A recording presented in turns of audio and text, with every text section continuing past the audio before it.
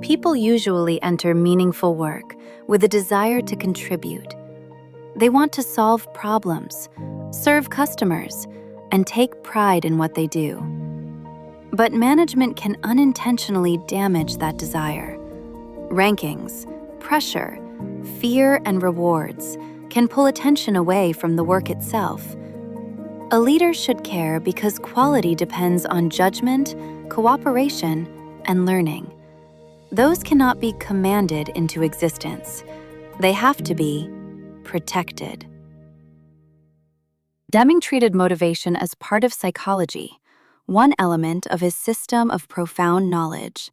His point was not that pay, recognition, or goals have no effect. His point was more demanding. Leaders need to understand how management changes human behavior.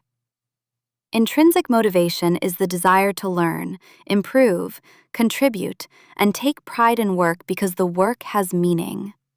Extrinsic motivation comes from outside rewards and pressures, bonuses, rankings, ratings, prizes, threats, and status. The trouble begins when management leans too heavily on the outside pressures. Deming wrote, "Extrinsic motivation in the extreme crushes intrinsic motivation." This is not a soft concern. If the system teaches people to protect a score, please a boss, or compete, the organization may lose the energy it needs to improve.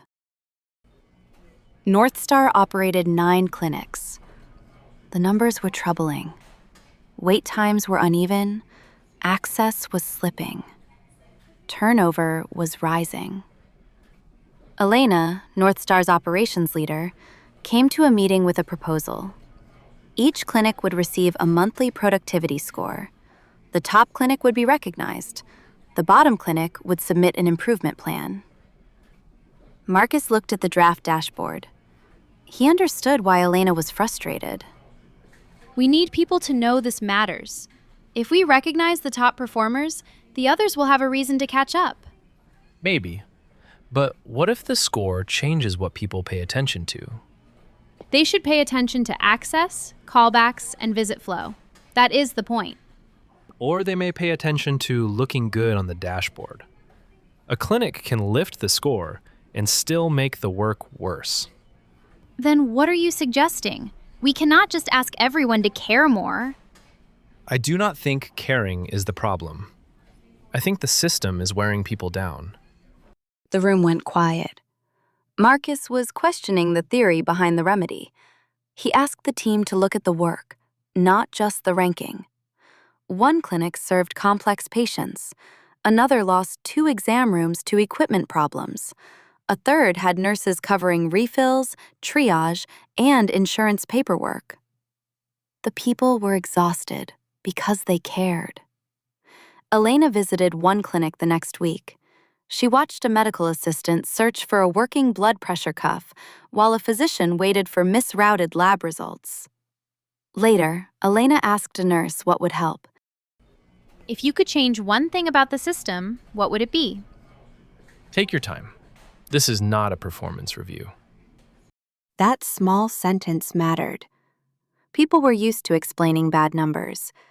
They were less used to being asked what prevented good work. The nurse said the team did not need another campaign. They needed clearer refill rules, working equipment, and time to fix handoff problems. Deming wrote, "No one can put in his best performance unless he feels secure." Security here did not mean comfort or low standards. It meant people could tell the truth without fear that honesty would be used against them. Elena changed the plan. North Star still measured access, callbacks, and patient experience, but the monthly meeting no longer ranked clinics. Managers studied variation. Which results were stable? Which points signaled a real change? What barriers were common? Each clinic selected one problem to study. One tested a refill workflow. Another created a daily equipment check. Another redesigned message routing. The tone changed slowly. People did not become cheerful overnight, but they began to speak plainly about the system. Elena saw something she had almost missed. North Star did not need to manufacture motivation with a contest. It needed to stop draining motivation through a system that made good work harder. The clinics improved unevenly, but honestly.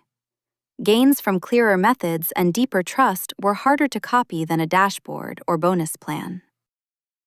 Here's what you can do to nurture intrinsic motivation. Begin with a different assumption about people. Assume that most people want to do work they can respect. Then ask what in the system helps or blocks that desire. This is not sentimentality. It is a practical starting point for better management. Look closely at management practices that seem normal. Rankings, ratings, contests, and incentive plans often promise focus, but they can redirect attention towards self-protection. People may learn to manage the appearance of performance rather than improve the work. Pay attention to fear. It may look like silence in meetings, cautious reporting, reluctance to raise problems, or explanations for ordinary variation. When people are afraid of being judged, they withhold the knowledge management needs. Study variation before judging people.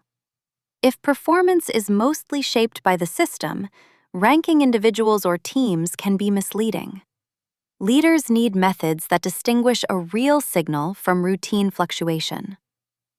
Finally, make pride in work a leadership responsibility. Remove barriers, clarify purpose, listen without turning every conversation into an evaluation. Help people understand how their work connects with the aim. Better service and stronger trust follow from better management. Intrinsic motivation is not a management technique. It is part of being human.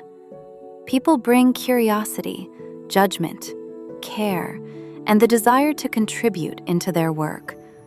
The leader's task is to avoid crushing those qualities with fear, ranking, and misplaced rewards.